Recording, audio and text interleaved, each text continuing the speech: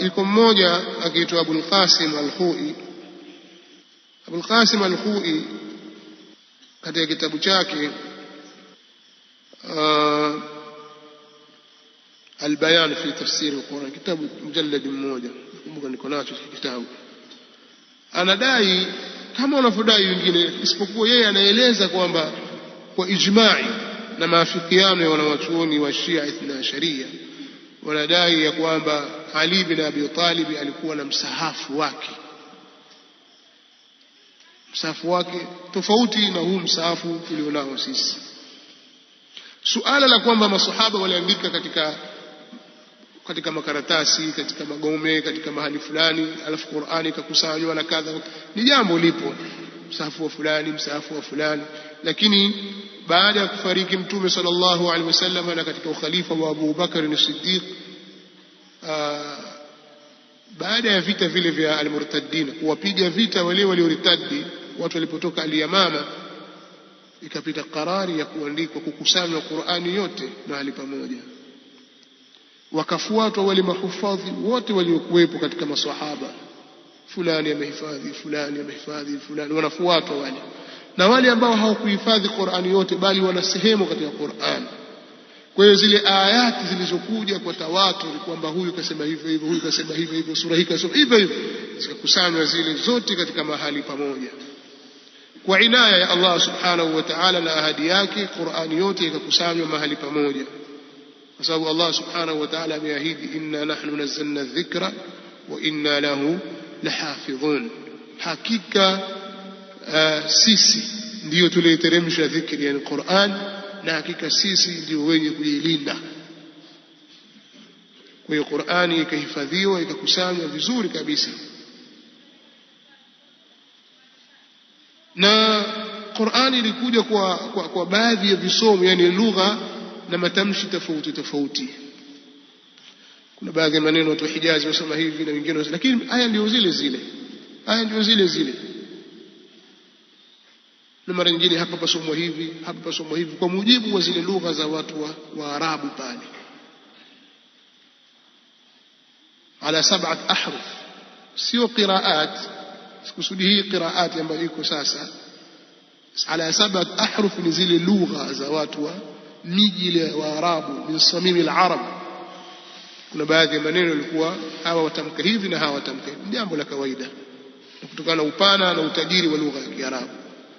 Lakini baada ya kukusanywa Qur'ani katika zama za Abu Bakar as-Siddiq radhiyallahu ta'ala anhu, na Ali bin Abi Talib alikuwa ni katika walioshiriki, hakuficha kitu.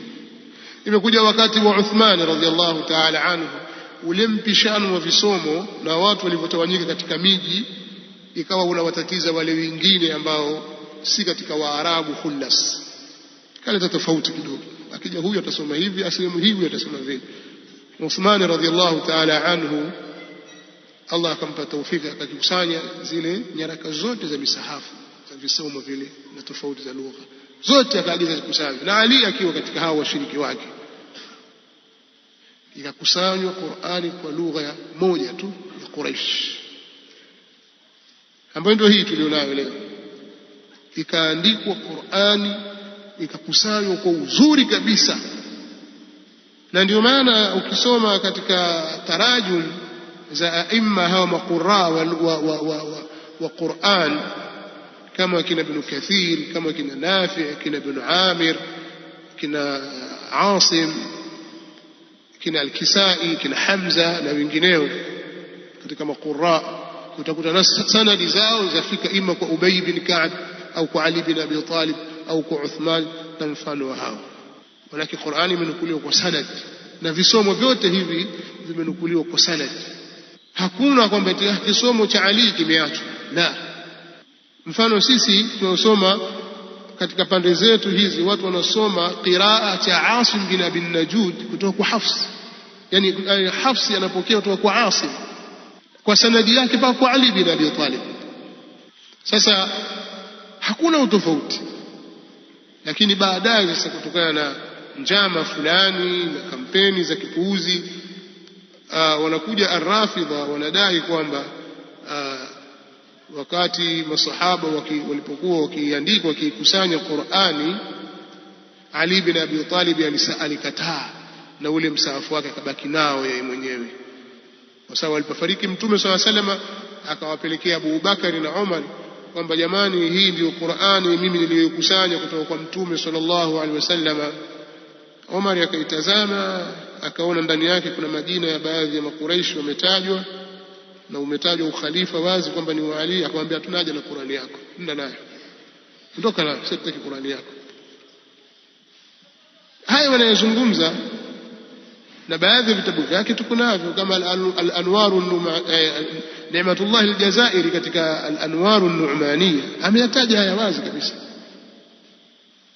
kwamba kitendo hiki kilifanyika, wale wakaikataa Qur'an ya Ali bin Abi Talib. Ali akawaambia nyinyi hamtaiona tena Qur'ani hii. Kwa hiyo wanasema kwamba masahaba walipopelekewa Qur'ani ile na Ali bin Abi Talib wakaikataa, Ali akawaambia hamtaiona tena hii Qur'an. Sasa huyu Abul Qasim al-Khoi katika kitabu chake Al-Bayan fi Tafsir al-Qur'an alisema maneno haya, anasema inna wujuda mushafin li Ali alayhi salam يغير القرآن الموجود في ترتيب السور. hakika kuwepo kwa msahafu wa Ali alayhi salam unaotofautiana na Qur'ani iliyopo katika mpangilio na utaratibu wa sura, wa fi ihtimalihi ala ziyadatin laysat fi al-Qur'an, na kuweko ziada ambazo si katika Qur'an, mimma la yanbaghi ash-shakku fihi, ni katika jambo ambalo halina shaka yoyote ndani yake. Mimma la yanbaghi ashakku fihi, ni katika yale ambayo haitakikani kuyatilia shaka ndani yake. Watasalumu al-ulama yani ijma'ahum ala wujudihi aghnana an at-takallufi liithbatihi.